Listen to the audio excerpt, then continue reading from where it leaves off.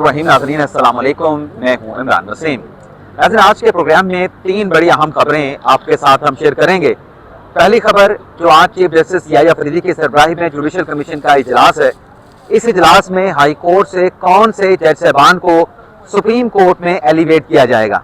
इस हवाले से आप देख रहे हैं कि जानसेब अब्बासी साहब हमारे साथ मौजूद हैं। इनके पास बड़ी अहम अंदर की मालूमात हैं जो आपके साथ हम शेयर करेंगे। इस खबर की डिटेल आपके साथ हम डिस्कस करेंगे। और दूसरी खबर नाज़रीन ये है कि अगर आज इस्लामाबाद हाई कोर्ट के chief justice Aamir Farooq supreme court के जज बन जाते हैं, तो जज बनने के बाद उन्होंने कौन सा अहम फैसला करना होगा सुप्रीम कोर्ट के जज का हल्फ उठाने से पहले, और जब उनका फैसला सामने आएगा उस फैसले के रिपरकशन क्या होंगे, उस फैसले के असरात क्या होंगे, खुशी कौन मनाएगा, गमी कहाँ पे होगी। इस खबर की डिटेल भी आपके साथ हम शेयर करेंगे। और फिर वकला ने जो आज एहतजाज की कॉल दे रखी है, उससे मुतल्लिक यहाँ पर सुप्रीम कोर्ट में अब तक क्या एक्टिविटीज हम नोट कर रहे हैं, हमारे सामने क्या चल रहा है, इस पर भी हम बात करेंगे। लेकिन प्रोग्राम का आगाज करने जा रहे हैं जो सुप्रीम कोर्ट में मिलिट्री कोर्ट से मुतल्लिक मुकदमे की समाअत हुई है। आज वकला गैर हाजिर थे, तो इस खबर पर मुख्तसर से बात करने के बाद अपनी खबरों पे आएंगे।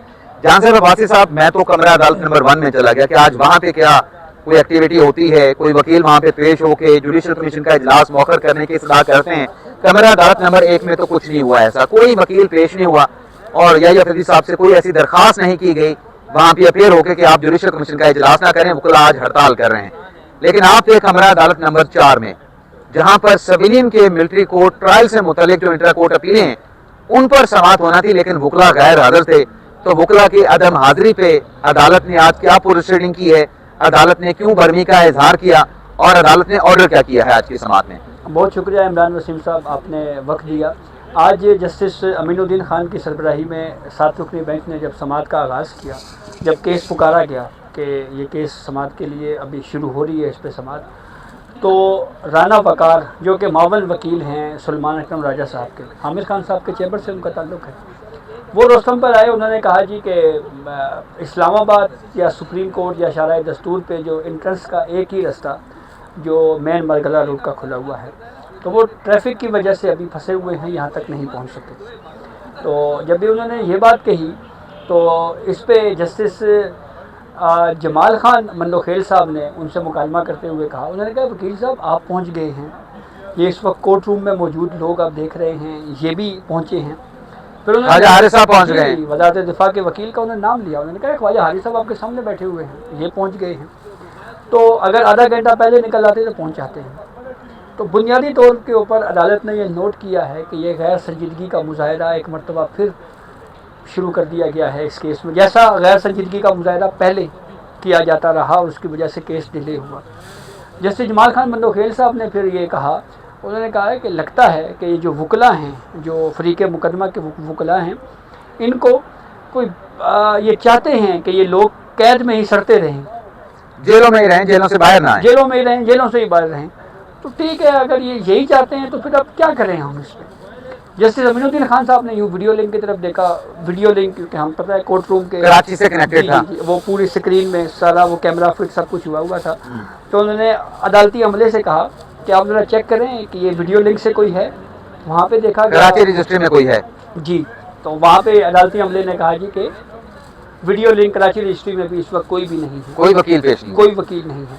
अच्छा, आमतौर के ऊपर हमने इस केस में ये देखा है, एडवोकेट फैसल सदीकी हैं या सलमान अकरम राजा हैं, वो कई मरतबा वीडियो लिंक के ज़रिए भी उन्होंने कोर्ट को एड्रेस किया है, लेकिन आज वो भी नहीं थे। तो फिर अदालत ने अपना हुक्मनामा लिखवाया। नहीं, अदालत ने फिर इस बात पे तशवीश का इजहार किया ना जी, तो चले यहाँ पे तो रास्ता बंद था, कराची में तो रास्ते बंद नहीं थे, कराची रजिस्ट्री आ जाते। क्योंकि अमीनुद्दीन खान साहब ने कहा, जो हमने टिकर पढ़े, कि अब बाकी अगर कोई दूसरा वकील मौजूद है वो आर्गू कर ले, अगर सलमान राजा नहीं है तो कोई भी मौजूद नहीं था। तो बज़ाहिर ऐसा लगता है कि जैसे एक मुनज़्ज़म जो है वो आपस में तय करके मशवरा करके वकला ने आज कहा कि हम पेश नहीं होंगे। जी, बज़ाहिर यही लग रहा है, तो इसलिए केस की समाअत अब कल 9:30 बजे तक मुलतवी कर दी है। अच्छा, जब मैं कोर्ट रूम से बाहर आया तो तकरीबन 8 या 10 मिनट का फ़र्क, तकरीबन, क्योंकि हमें टिकर बनाने में, अपने टीवी को खबर देने में लग जाते हैं, 10 से 12 मिनट या मैक्सिमम आप 15 मिनट कर लें।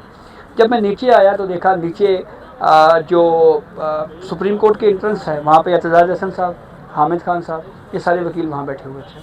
अच्छा, मतलब सुप्रीम कोर्ट में मौजूद थे लेकिन कमरा अदालत नहीं गए। हालांकि अगर ये चले जाते, हामिद खान आर्गू कर सकते थे, एतजाज हसन आर्गू कर सकते थे, या कोई और वकील आर्गू कर सकता था, आप जुबैरी साहब आर्गू कर सकते थे, वो भी अभी सुप्रीम कोर्ट में यहाँ पे मौजूद है। अब आ जाते हैं, ये केस तो कल कर दिया, कल तक मुलतवी अदालत ने बर्मी का इजहार करते हुए वकला के नाम पेश होने पे अब यहाँ पे हम नाज़रीन देख रहे हैं कि जो वकला की जानिब से स्ट्राइक की कॉल दी गई है, ये सुप्रीम कोर्ट के बाहर भी, ये हमारे यहाँ पर भी, बल्कि ये भी आपको दिखा देते हैं, मैं इसको टर्न करता हूँ, आपको दिखाते हैं। ये देखें नाज़रीन, ये नाज़रीन पुलिस की नफरी, ये तो थोड़े से यहाँ पे आपको जवान नजर आ रहे हैं ना। बाहर अगर आप चले जाएं तो आपको बड़ी तादाद में जो है वो पुलिस की नफरी वहाँ पे नजर आएगी। और ये जो मैंने आपको यहाँ पे पुलिस अफसरान दिखाए हैं, ये मुकम्मल तौर पर यहाँ पे तैयार बैठे हैं। अगर वकला की जानिब से जुडिशल कमीशन के इजलास के दौरान, क्योंकि यहाँ पे वकला अब ये कोई चीदा तो नजर आ रहे हैं, कोई बड़ी तादाद में वकला की यहाँ पे नजर नहीं आ रहे, लेकिन यहाँ पर अगर जुडिशल कमीशन के इजलास के दौरान लॉ एंड ऑर्डर की सूरत क्रिएट करने की कोशिश की गई तो आंसू गैस के शेल भी तैयार हैं, जो जवान हैं वो बाहर पे भी तैयार हैं, और बाकी भी पूरे इंतजाम यहाँ पे नजर आ रहे हैं पूरी शायर दस्तूर पे। तो आप ये बताएं जांसिर अब्बासी साहब, आपको आज जो है वो जब ये इजलास शुरू होगा, इजलास से पहले इजलास के बाद जो है कोई तसादम होता हुआ नजर आ रहा है? नहीं, मुझे नहीं लगता। मेरे ख्याल में वकला जो यहाँ पे इस वक्त भी मौजूद हैं, मैंने अभी कुछ इन वकला से पूछा है, जो वकला एक्शन कमेटी है, जो गैर मुंतखब लोग हैं जो इकट्ठे हैं जी, तो मैंने उनसे पूछा कि क्या कोई प्रेस कॉन्फ्रेंस करेंगे, तो कह रहे हैं हाँ, इसके ऊपर हम जो है वापस में मशावरत करेंगे। तो मुमकिन तौर पे यही होगा कि जुडिशल कमीशन इजलास के दौरान या इजलास के बाद सुप्रीम कोर्ट के बाहर यहाँ पे एक प्रेस कॉन्फ्रेंस की जाएगी, और फिर प्रेस कॉन्फ्रेंस करके ज़्यादा यही कहा जाएगा हम इसको मुस्तरद करते हैं, उसको मुस्तरद करते हैं, तो फिर उसके बाद घरों को चले जाएंगे। तो ये वही हैं जो पहले कहते थे कि 26वीं तरमीम मंजूर हुई तो इन से ईंट बजा देंगे। फिर बाद में इन्होंने कहा जी कि मंसूर अली शाह साहब के अलावा किसी और को चीफ जस्टिस नहीं मानते, अदालतों में पेश नहीं होंगे। तो ना ही ईंट से ईंट बजी और ना ही पेश भी हो रहे हैं 26वीं तरमीम के तहत बेंच के सामने, आईनी बेंच के सामने। जी।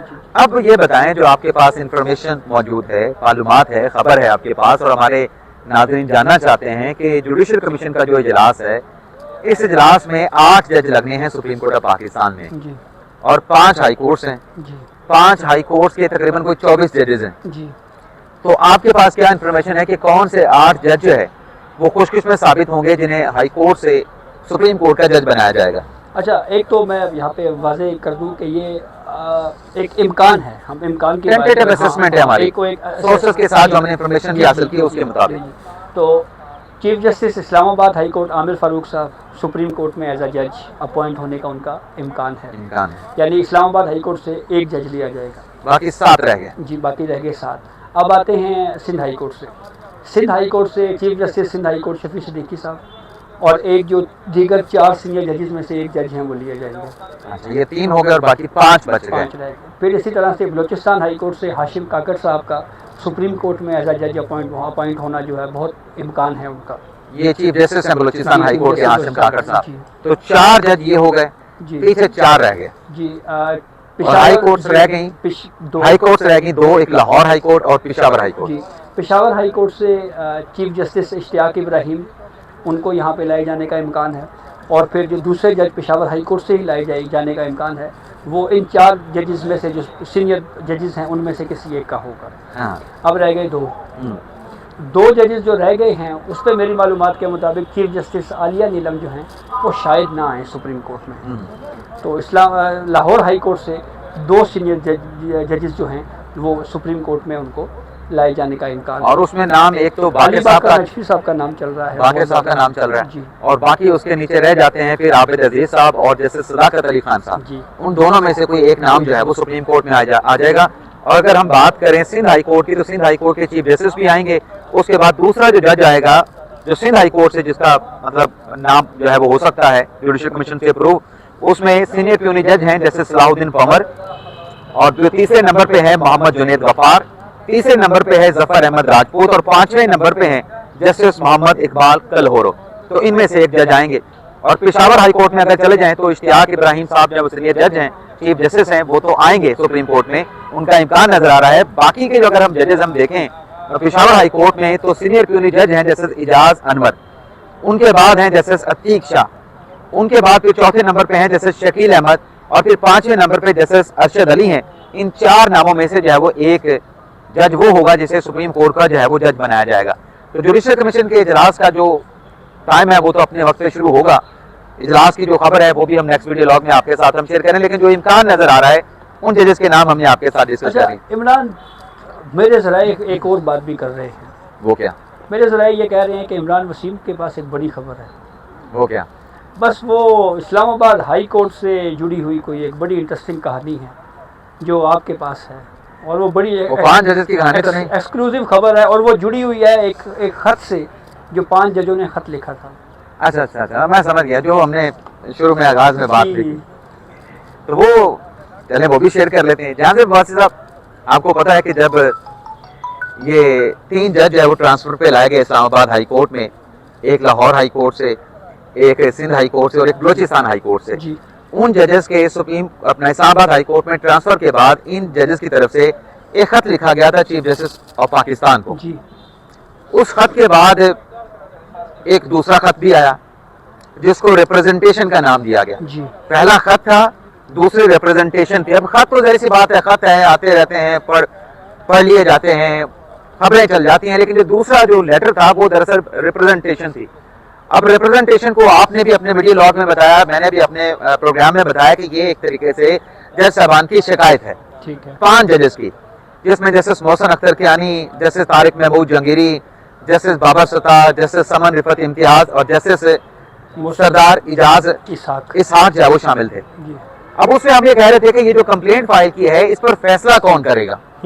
एक तो चीफ जस्टिस को वही रिप्रेजेंटेशन भिजवाई गई, दूसरी रिप्रेजेंटेशन जो है वो भिजवाई गई चीफ जस्टिस आमिर फारूक साहब को। तो मुझे जराये से ये पता चला है कि अगर आज जुडिशल कमीशन के इजलास में जो कि नजर आ रहा है कि आमिर फारूक साहब जो है वो सुप्रीम कोर्ट के जज बन जाएंगे, तो जब वो जज बनेंगे और बाकी नाम भी हाई कोर्ट के अप्रूव हो जाएंगे तो फिर पीर तक शायद उनका जो है वो हलफ भी सुप्रीम कोर्ट में हो जाए। तो जब हलफ लेना है आमिर फारूक साहब ने पीर तक, तो पीर से पहले ये जो जज साहबान की रिप्रेजेंटेशन है जो कि हाई कोर्ट के 5 जजेस ने अपने चीफ जस्टिस को भिजवाई है, आमिर फारूक साहब ने इस रिप्रेजेंटेशन का फैसला करना है सीनियरिटी के हवाले से, जजेस के हलफ के हवाले से, कि क्या जो सीनियरिटी है उसका डिटर्मिनेशन जो किया गया है वो दुरुस्त है, वो जो जज साहबान ने शिकायत लगाई है या जो तहफ़्फ़ुज़ात का इजहार किया है या उनके तहफ़्फ़ुज़ात दुरुस्त हैं। और फिर जो हलफ की बात है कि इन जजेस ने ट्रांसफर पर आने के बाद इस्लामाबाद हाई कोर्ट में हलफ उठाना था, हलफ नहीं उठाना था, इस पे आमिर फारूक साहब ने फैसला करना है 5 जजेस के रिप्रेजेंटेशन पे। ठीक है। आपको याद होगा कि ये इशू लाहौर हाई कोर्ट में भी पैदा हुआ था। जी। जस्टिस फर्रुख उर्फान की लाहौर हाई कोर्ट के एक जज के साथ सीनियरिटी का एक डिस्प्यूट पैदा हुआ था, उस पर भी उन्होंने उस वक्त के जो लाहौर हाई कोर्ट के चीफ जस्टिस थे, कौन थे लाहौर हाई कोर्ट के उस वक्त के चीफ जस्टिस, मालूम है आपके नॉलेज में है, कोई अंदाजा लगाए? अजमत शेख साहब थे? नहीं। अच्छा। जस्टिस मंसूर अली शाह साहब। अच्छा, मंसूर अली शाह साहब। जस्टिस मंसूर अली शाह साहब थे। तो वहां पर जो 2 जजेस में, क्योंकि एक ही दिन उनकी अपॉइंटमेंट हुई थी, हलफ जो है वो मुख्तलिफ दिनों में हुआ था। सही। तो वो जज साहब का था कि मुझे जूनियर बना दिया गया, मैंने बाद में हलफ लिया, हालांकि अपॉइंटमेंट तो मेरी इनके साथ हुई थी और मैं एज में भी इनसे बड़ा हूं तो मेरी सीनियरिटी ऊपर की बनती है, लेकिन मुझे जूनियर बना दिया गया। तो उस पर जस्टिस मंसूर शाह साहब ने उस रिप्रेजेंटेशन पे फैसला दिया था। तो सेम सूरत हाल अब इस्लामाबाद हाई कोर्ट में बनेगी कि आमिर फारूक साहब का नाम होने के बाद उन्होंने इन 5 जजेस की रिप्रेजेंटेशन पे फैसला करना है। अब फैसला जरी सी बात है कि मुझे जो नजर आ रहा है, आपको भी वही नजर आ रहा होगा कि अगर आमिर फारूक साहब ने इन जजेस के ट्रांसफर के बाद इनसे हलफ नहीं लिया और जो सीनियरिटी लिस्ट जारी भी कर दी गई जिसमें सरफराज डोगर साहब को सीनियर प्यूनी जज बना दिया गया है, तो फिर जाहिर सी बात है कि रिप्रेजेंटेशन में जो फैसला आना है वो भी यही आना है। तो जज साहबान की जो ग्रीवेंसेस हैं वो एड्रेस नहीं होंगे। तो फिर इस सूरत में आमिर फारूक साहब तो सुप्रीम कोर्ट में आ जाएंगे, लेकिन उनके इस फैसले के खिलाफ, मुमकिन फैसले के खिलाफ 5 जजेस को आर्टिकल 185(3) में जो है सुप्रीम कोर्ट से रिव्यू करना पड़ेगा। फिर सुप्रीम कोर्ट का जो कॉन्स्टिट्यूशनल बेंच है वो दरखास्त के ऊपर जो है वो समाप्त करेगा। यानी मेला लगेगा सुप्रीम कोर्ट में अभी।